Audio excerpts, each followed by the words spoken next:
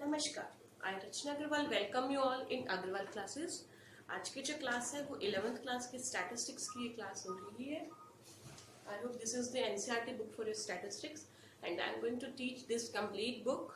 तो keep on track, आप like and subscribe कीजिए मेरी वीडियोस को ताकि हर एक चैप्टर के वीडियोस आपको मिलते रहें। तो ये स्टैट्स का जो बुक है इसका जो फर्स्ट चैप्टर है, this is the first chapter. This is the index. अगर आप लोगों के पास अभी बुक नहीं आई है because of any reason, you can see it. And this is the first chapter about introduction that I am going to teach you. Introduction का ये जो चैप्टर है मैं आपको टीच करने वाली हूँ। बेसिकली इसके अंदर जो टॉपिक्स कवर होने वाले हैं वो इकोनॉमिक्स की डेफिनेशंस और स्टैटिस्टिक्स की इंट्रोडक्शन के बारे में है। बट आज का जो एपिसोड है बेसिकली इसके अंदर स्टैट्स का मतलब आप लोग ये मत सोचिए कि बहुत बड़ा सा डिटेल्ड इसके अंदर स्टैटिस्टिक्स आने वाली है। Basically in this chapter I am going to teach you about the definitions of economics। जो इसका फर्स्ट एपिसोड आज बन रहा है उसके अंदर मैं बेसिकली आपको इकोनॉमिक्स के बारे में डिटेल स्टडी देने वाली हूँ। This is the book. So latest economics आप लोगों ने अपने सब्जेक्ट के रूप में ऑप्ट किया है। तो ह्यूमन बीइंग जो होता है माय डियर स्टूडेंट्स, सोसाइटी में रहता है। Human being is a social animal and lives in a society. And society के अंदर जब वो रहता है तो अपनी लाइफ को, लाइवलीहुड को अर्न मेंटेन करने के लिए, जीवन को चलाने के लिए, तो वो अपनी लाइवलीहुड को अर्न करने के लिए कुछ इकोनॉमिक एक्टिविटीज करता है। Like is to satisfy needs. Individual जो है अपनी फैमिली की और पर्सनल नीड्स को सेटिस्फाई करने के लिए बहुत सारी एक्टिविटीज करता है। जैसे कि वो एग्रीकल्चर एक्टिविटीज करता है, इंडस्ट्रीज को स्टैब्लिश करता है, exchange of goods and services करता है ताकि उसकी जो है एक्टिविटीज, इकोनॉमिक एक्टिविटीज बनी रहे। तो एक्टिविटीज को my dear students basically classify किया है मैंने टू पार्ट्स के अंदर। अपने लाइवलीहुड को अर्न करने के लिए इंसान जो एक्टिविटीज करता है ना, activities are further classified into two parts. Number 1 is economic and number 2 is non economic. Economic activities वही जो मैंने आपको अभी बताया कि एग्रीकल्चर स्टैब्लिश करता है, इंडस्ट्रीज स्टैब्लिश करता है, एग्रीकल्चर एक्टिविटीज करता है, exchange of goods and services करता है टू परफॉर्म द नीड्स। हमारी जो डेली की रिक्वायरमेंट्स होती है उन बेसिक नीड्स को फुलफिल करने के लिए, अपनी वांट्स को सेटिस्फाई करने के लिए हम इकोनॉमिक एक्टिविटीज करते हैं। तो अभी इन एक्टिविटीज के बारे में हम डिटेल में पढ़ते हैं कि इकोनॉमिक एक्टिविटीज क्या होती है, नॉन इकोनॉमिक एक्टिविटीज क्या होती है। डिटेल में इकोनॉमिक्स से अभी हम धीरे धीरे जाएंगे। Don't worry, slow and steady wins the race. Pace बनाए रखें, पेशेंस रखें। सारे टॉपिक्स आपके मैं क्लियर करवाऊंगी। डोंट पैनिक कि आपको कुछ भी हार्ड नहीं लगने वाला है। अभी इकोनॉमिक एक्टिविटीज को क्लासिफाई किया। इकोनॉमिक एक्टिविटीज एक सिंपल सा फंडा है जो आपको अंडरस्टैंड करना है, वो यही है कि that is related with money, है ना। फॉर एग्जाम्पल आप बात करते हैं कि एक इंसान है, वो स्विमिंग क्लब में उसने ज्वाइन कर रखा है और वहां पे जाकर के वो पूल में स्विमिंग करता है और वो फीस देता है, तो that is an economic activity क्योंकि उससे क्लब की इनकम हो रही है, ठीक है। और वही अगर आप रिवर में या पॉन्ड में करते हैं या अपने घर के पूल में करते हैं तो that is N non economic activity क्योंकि उसको करने के लिए आपको पेमेंट नहीं करना पड़ा। फॉर एग्जाम्पल आप रेस्टोरेंट में खाना खाते हैं तो that is an economic activity. जो रेस्टोरेंट वाला है उसके लिए वो एक इकोनॉमिक एक्टिविटी है। We will receive amount for it. यही आपकी मम्मा घर पे आपके लिए खाना बनाती है, आप घर पे खाना खाते हैं, वेराइटी ऑफ फूड्स खाते हैं। Have you ever paid for it? No. So the activities which are not payable in terms of money are non-economic activities. One more example I would like to quote, आप gym जाते हैं, वहां पे पसीना बहाते हैं, फिटनेस की exercises करते हैं, that is what? That is a monetary activity. और घर पे यही आपके पापा या दादाजी आपको एक्सरसाइज करवाते हैं, आपके पेरेंट्स आपको कोऑपरेट करते हैं योगा और हेल्थ के लिए, तो दैट इज व्हाट, आप घर पे ही अपना मेंटेन करते हैं, तो बॉडी फिटनेस, तो that is what, non economic activity. आप ट्यूशन जाते हैं, टीचर को देते हैं fees, that is an economic activity. और आपके दीदी या भैया या पापा मम्मी आपको पढ़ाते हैं, that is N non economic activity. तो इकोनॉमिक्स जो है इन इकोनॉमिक एक्टिविटीज के ऊपर डिपेंडेंट बेसिकली होती है, उनसे रिलेटेड होती है। तो जो मॉनेटरी टर्म्स में रिलेटेड होते हैं, तो हमारे नीड्स को फुलफिल करने के लिए जिसके अंदर मनी इन्वॉल्व हो जाता है उसको हम लोग बोलते हैं इकोनॉमिक एक्टिविटी। और जो एक्टिविटीज के अंदर मनी इन्वॉल्व नहीं होती, मैंने अभी खूब सारे एग्जांपल जैसे कोट किए। I hope you are having pen and paper in your hand to write down. आप लोग साथ में अपने नोट्स बना रहे हैं। तो नॉन इकोनॉमिक वो एक्टिविटीज होती है जिसके अंदर आपको मनी देना नहीं पड़ता है। तो my dear students, economics is the complete study about the work organized by human being. इंसान जो भी मॉनेटरी टर्म्स की एक्टिविटीज करता है बेसिकली उन्हीं को हम इकोनॉमिक्स कहते हैं। इकोनॉमिक्स का जो स्ट्रक्चर है माय डियर स्टूडेंट्स वो कंप्लीटली 2 पॉइंट्स के ऊपर डिपेंडेंट होता है। एक तो ये कि रिसोर्सेज विच आर स्केर्स, एक तो हमारे पास रिसोर्सेज जो होते हैं वो स्केर्स होते हैं, और दूसरी जो वांट्स जो होती है ह्यूमन बीइंग की और सोसाइटी की वो अनलिमिटेड होती है। तो ह्यूमन बीइंग और सोसाइटी जो है अपने स्केर्स रिसोर्सेज को ऑप्टिममली यूज करती है, इकोनॉमिकली यूज करती है ताकि वो अपनी वांट्स को सेटिस्फाई कर सके। ह्यूमन बीइंग और सोसाइटी टाइम टू टाइम अपनी गुड्स एंड सर्विसेज को इसी तरीके से यूज करती है ताकि रिसोर्सेज को ऑप्टिममली यूज कर सके, इकोनॉमिकली यूज कर सके और अपनी वांट्स को सेटिस्फाई कर सके। इकोनॉमिक्स की जो है अभी हम लोग डेफिनेशंस की बात करते हैं। तो जो डेफिनेशंस होती है माय डियर स्टूडेंट्स थोड़ी सी आप लोगों को हो सकता है हार्ड पड़ती हो, but you have to learn. थोड़ा बहुत आपको इसकी ब्रीफिंग मैं आपको करूंगी, इंफॉर्मेशन मैं आपको दूंगी कि डेफिनेशन जो इकोनॉमिक्स की है उसको 3 कैटेगरीज में क्लासिफाई किया गया है। नंबर 1 एडम स्मिथ की डेफिनेशंस है जो वेल्थ डेफिनेशंस है, उन्होंने उसको साइंस ऑफ वेल्थ माना है। Then is Marshall's definition and the third one is important one is Robbins scarcity definition. इनको अभी हम लोग डिटेल में पढ़ेंगे। एडम स्मिथ की मैं सबसे पहले आप लोगों के साथ में बात करूं तो एडम स्मिथ जो थे उन्होंने सबसे पहले इकोनॉमिक्स की 1776 के अंदर लगभग ये डेफिनेशन दी है। उन्होंने फॉर्मल डेफिनेशन इकोनॉमिक्स की दी है। एडम स्मिथ के जमाने से इकोनॉमिक्स है। उनका अगर आपकी हिस्ट्री की मैं बात करूं तो he was born in 1723 and he died in 90 and he was a great Scottish economist. वो बहुत बड़े एक इकोनॉमिस्ट रहे हैं जिन्होंने वेल्थ सेंटर्ड डेफिनेशंस दी है। एडम स्मिथ का और उनके फॉलोअर्स का बेसिकली यही मानना था कि economics is a science of wealth. ये जो है एक्टिविटीज को स्टडी करती है, जो प्रोडक्शन, कंजप्शन और वेल्थ से रिलेटेड एक्टिविटीज होती हैं उनको स्टडी करती है, उसको बोलते हैं इकोनॉमिक्स। उनका basic subject matter of economics के अंदर कंसर्न यही था कि wealth was a subject matter of economics in his great book. उन्होंने एक बहुत बुक फेमस लिखी है, उसका नाम था an inquiry into the nature and causes of the wealth of nations. उस बुक को बेसिकली वेल्थ ऑफ नेशंस के नाम से हम लोग जानते हैं, जो 1776 के अंदर पब्लिश हुई थी। तो इकोनॉमिक्स जो है कि उन्होंने यही माना है कि बेसिकली साइंस ऑफ वेल्थ है। Then comes the next one is Marshall welfare definitions. Adam Smith की बात हो गई, उन्होंने इसको वेल्थ माना है।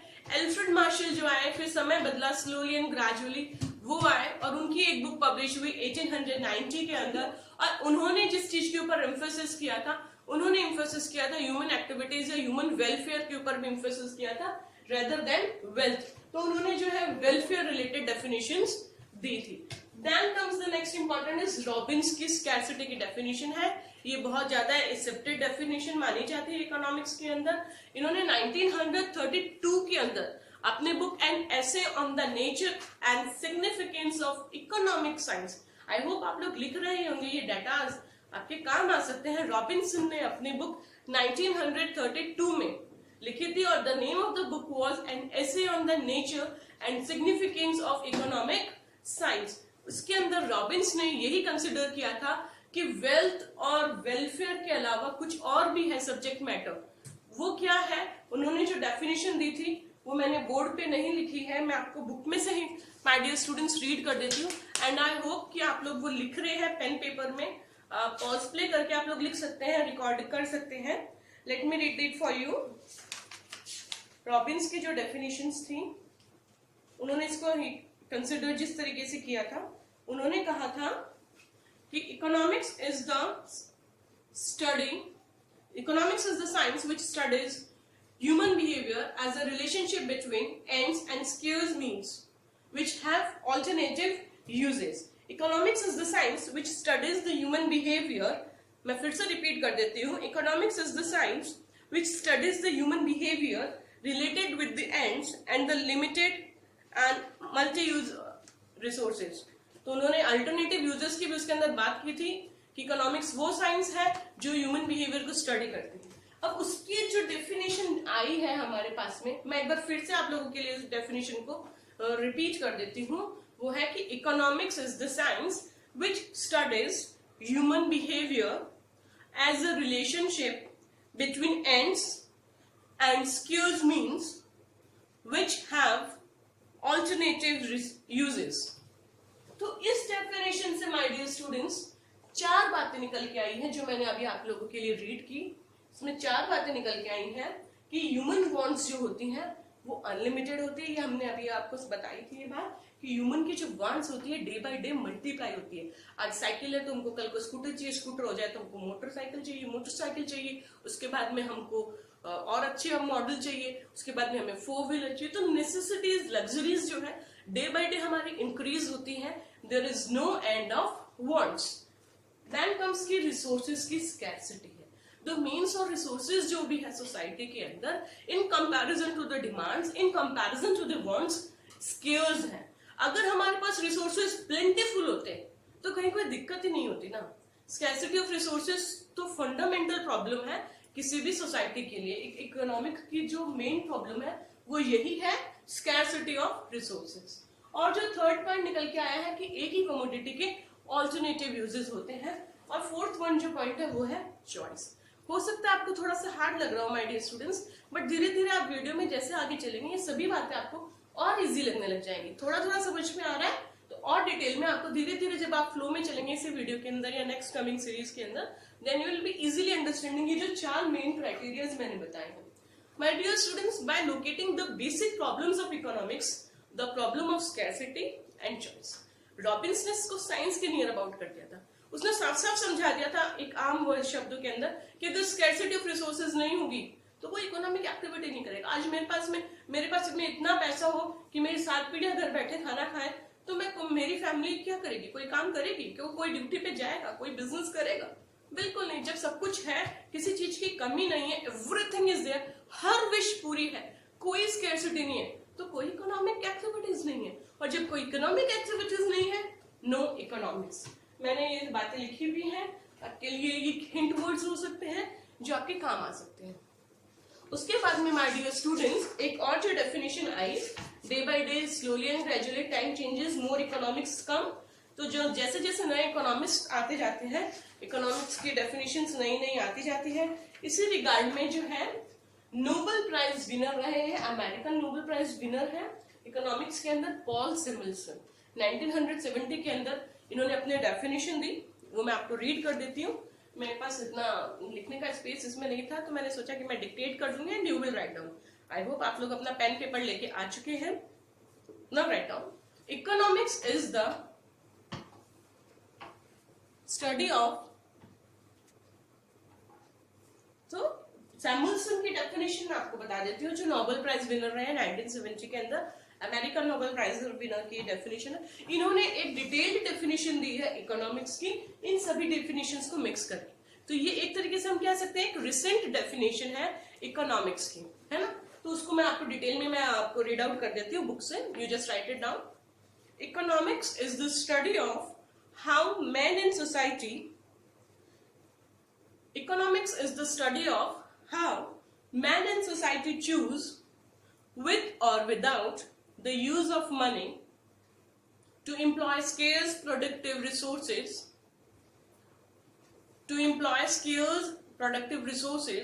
which could have alternative uses, comma, to produce various commodities over time, comma, and distribute them for consumption, comma, now and in the near future among various people and groups in society। तो सैमुएल्सन ने जो definition दी है उसके अंदर उन्होंने साफ साफ यही बातें बताई हैं। इन सब का मिक्सचर है कि ह्यूमन बीइंग और सोसाइटी जो है किस तरीके से पैसे या बिना पैसे के स्केर्स रिसोर्सेज को यूटिलाइज करेंगी, उनको प्रोडक्टिव रिसोर्सेज के ऑल्टरनेटिव यूजेस वो करेंगी, कमोडिटीज को किस तरीके से प्रोड्यूस करेंगी, कैसे टाइम को मैनेज करेंगी, किस तरीके से उनको डिस्ट्रीब्यूट करेंगे आज और आने वाले समय के अंदर for the beneficial of society. तो ये सैमुएल्सन की डेफिनेशन है। तो ये आपने डेफिनेशंस के बारे में जाना इकोनॉमिक्स की। सैमुएल्सन की डेफिनेशन अभी आप लोगों ने रिसेंटली लिखी है, उसके बाद में अब हम लिखेंगे कि जैसे कि इकोनॉमिक्स की थोड़ा थोड़ा समझ में आया, तो अभी हम लोग थोड़ा सा समझते हैं इकोनॉमिक्स के बारे में। आप लोगों ने अपने पास्ट टाइम के अंदर देखा सुना होगा कि इकोनॉमिक्स क्या होती है। आप लोगों ने हमेशा ही सुना होगा कि क्लासेस के अंदर थोड़ा बहुत पढ़ा होगा 19th में भी इकोनॉमिक्स क्या होती है। ये बेसिकली जो है पैसे के इर्द गिर्द घूमते रहते। It is study of man in the ordinary business of life. Alfred Marshall ने भी यही बात कही है, मॉडर्न इकोनॉमिस्ट जो रहे हैं। तो इस स्टेटमेंट को मैं एक्सप्लेन करती हूँ। Let me right it down for you. ये एक इंपॉर्टेंट कोट होने वाला है आपके लिए। The study of man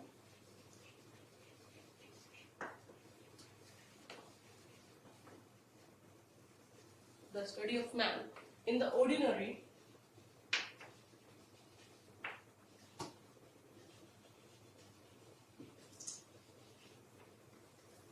business of life।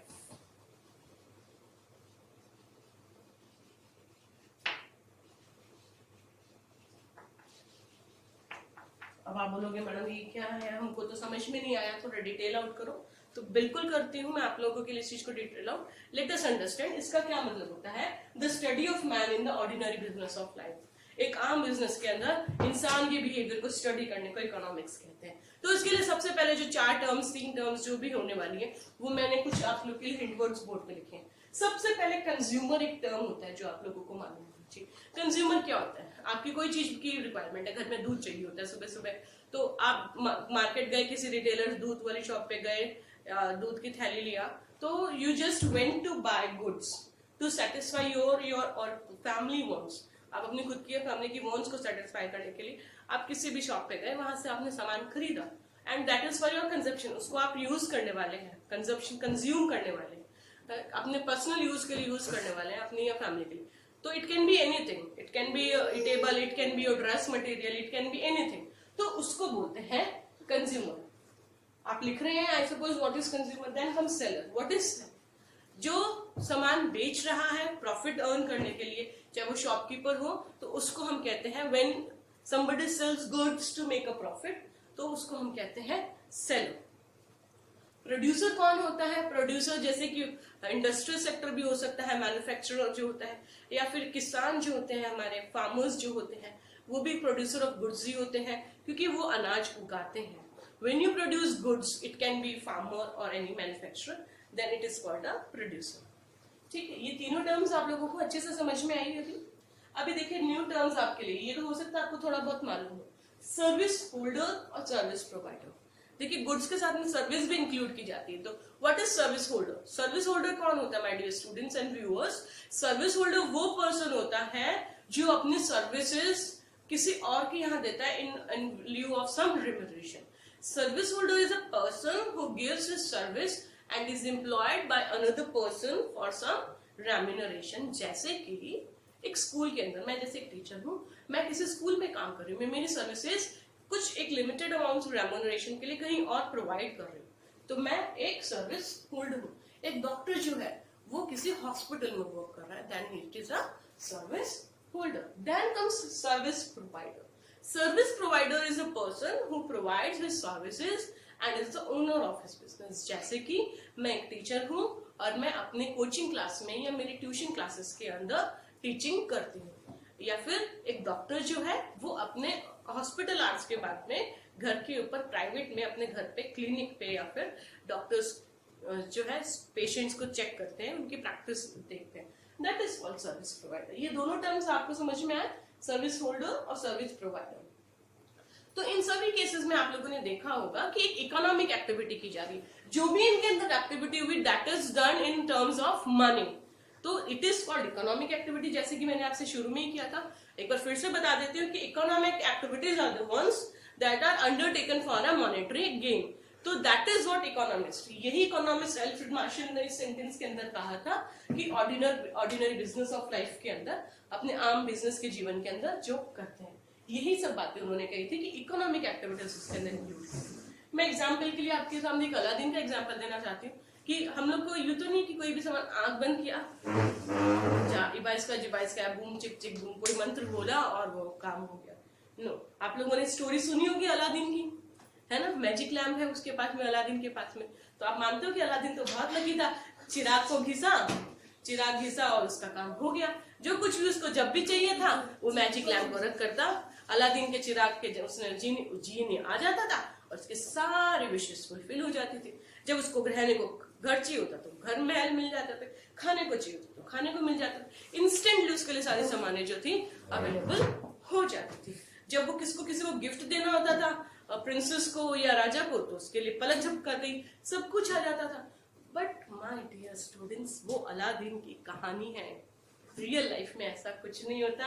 आप और हम अलादीन नहीं है, ना ही हमारे पास अलादीन का चिराग है। In real life we can not be like as lucky as Aladdin. तो हम लोग अलादीन नहीं है। हम लोगों को एफर्ट्स करने पड़ेंगे हमारे विशेष को, वांट्स को सेटिस्फाई करने के लिए। फॉर एग्जाम्पल, लिमिटेड रिसोर्सेज की अगर मैं बात करती हूँ, आपसे मम्मी ने आपको पैसे दिए, आपको पॉकेट मनी मिली और आपको कहा कि बेटा इसको आप ना आप चाहे जैसे यूज करो, even for more of it, आप जितने ज्यादा से ज्यादा आप करना चाहो। तो एज अ स्टूडेंट आप सबसे पहले तो क्या कुछ कहीं कुछ पिज्जा बर्गर 500 रुपये मिले ना, चलो तो सबसे पहले आप क्या करोगे, चलो आज तो है ना दोस्त के साथ में जाकर के अपनी फ्रेंड के साथ जाते हो और एक अच्छी सी पिज्जा पार्टी करके आते हो, पिज्जा पे चले गए और फिर आपको कहें कि बेटा और क्या ले सकते हो आप ऑप्टिमम यूटिलाइजेशन के, तो फिर आप कहोगे कि कुछ पिज्जा पार्टी के बाद में हो सकता है कि कुछ सामान खरीद लेते हैं, रिक्वायरमेंट जो होती है बेसिक, जो भी आपकी शॉपिंग थोड़ी बहुत आप कर सकते हैं। उसके बाद में आपको कहें कि और कुछ खरीदना है, तो बोलोगे बुक्स खरीद लेते हैं। बट और आपसे जितनी बार मैं और पूछती जाऊंगी, आप बोल दोगे कि हाँ मेरे को ये चीज भी चाहिए, नेक्स्ट आप बता दोगे ये चीज भी चाहिए, फिर नेक्स्ट जितनी बार पूछती जाऊंगी उतनी बार आपकी विश लिस्ट तो बढ़ते जाएगी, बट अमाउंट तो लिमिटेड है ना। उस 500 रुपए में आप 2 जन पिज्जा भी खा लोगे, आप अपने लिए एक ड्रेस भी ले लोगे, आप अपने लिए जीन्स ट्राउजर कुछ भी ले लो, क्या संभव है? रिसोर्सेज तो लिमिटेड है ना, इसमें इतनी चीजें कैसे करोगे? क्योंकि पॉकेट मनी तो आपको लिमिटेड मिल रही है और चॉइसेस अब आपके पास में ख्याली बुलावे, ये भी कर लूं वो भी कर लूं, सब कुछ आप करना चाहेंगे। यही बेसिक टीचिंग है माय डियर स्टूडेंट्स इकोनॉमिक्स की। Scarcity is the root of all economic problems. अगर स्कैरसिटी नहीं होती, जैसे कि मैं अभी थोड़ी देर पहले भी आपको बोर्ड पे से भी लिख रखा था, मैंने बताया था, there would have been no economic problem, no scarcity, no economic problem, no economics. But आपको शायद इकोनॉमिक्स पढ़नी पड़ रही इसीलिए है क्योंकि स्कैरसिटी है। ठीक है, हमारी डेली लाइफ में हम स्कैरसिटी के जो है बहुत सारे प्रॉब्लम्स को फेस करते हैं।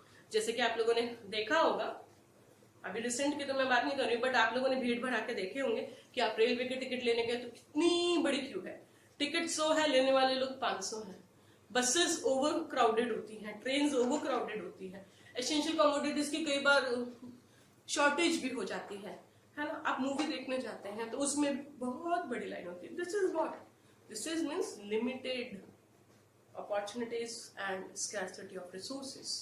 तो वी फेस स्कैरसिटी हमारे वांट्स को सेटिस्फाई करने के लिए। तो आप और भी एग्जांपल्स हो सकते हैं। मैं आपसे कहूंगी, आप सोचिए, एक लिस्ट बनाइए, कमेंट बॉक्स में डालिए, just think of more examples of scarcity and write down in comment box. I will be waiting for your comments.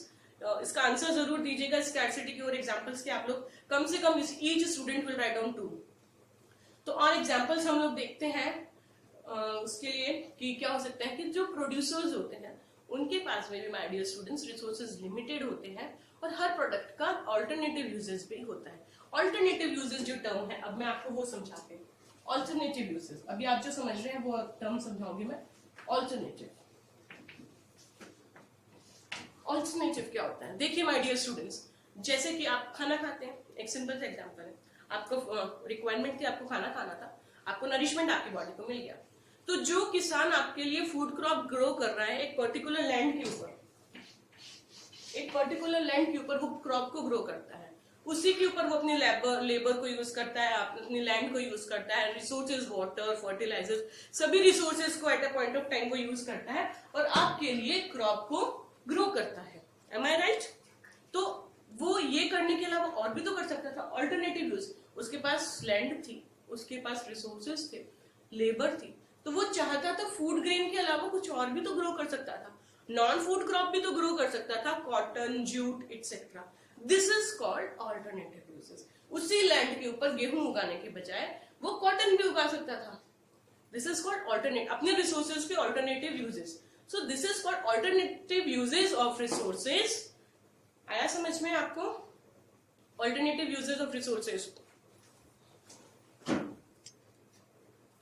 Alternative uses of resources give rise to the problem of choice between different commodities that can be produced by those resources. I hope you are writing it. लिख लीजिए, alternative uses of resources जो होते हैं वो problem of choice arise करते हैं.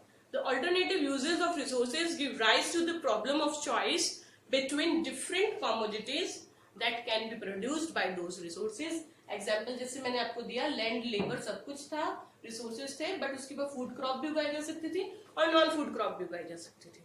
ठीक है, तो कंजप्शन, प्रोडक्शन और डिस्ट्रीब्यूशन जो है, ये तीनों बातें अभी अब हम लोग पढ़ने वाले हैं इकोनॉमिक एक्टिविटीज के अंदर, क्योंकि ये सब जो है इन्वॉल्व होती है इकोनॉमिक्स की स्टडीज के अंदर. तो इसके लिए आपको कुछ रिलायबल फैक्ट्स जो होते हैं इकोनॉमिक एक्टिविटीज के, वो जानने की जरूरत पड़ेगी. Production, consumption and distribution. Production क्या होता है, कंजप्शन क्या होता है और डिस्ट्रीब्यूशन क्या होता है, इसके बारे में अभी हम लोग जानेंगे.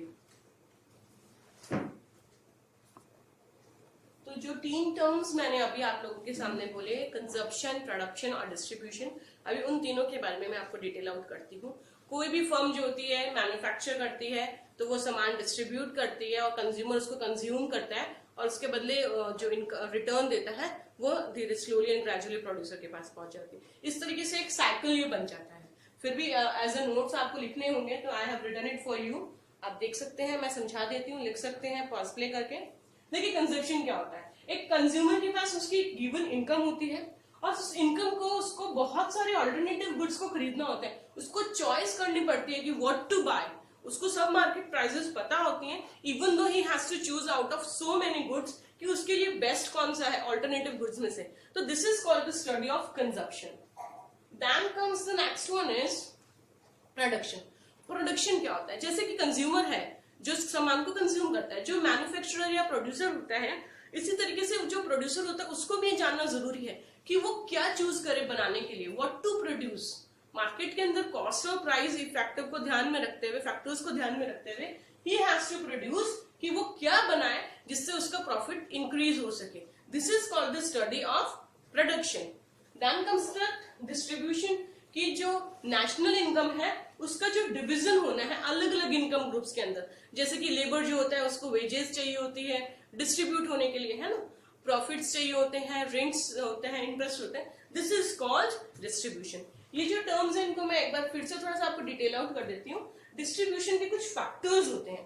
फैक्टर्स ऑफ डिस्ट्रीब्यूशन होते हैं बच्चों, factors of distribution.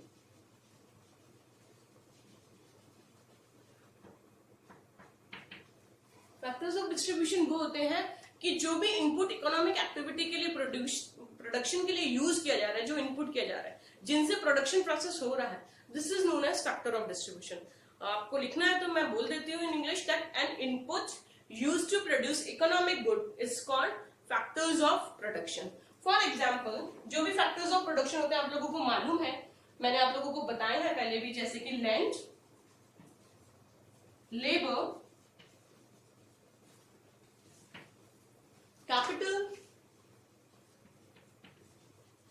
and entrepreneur.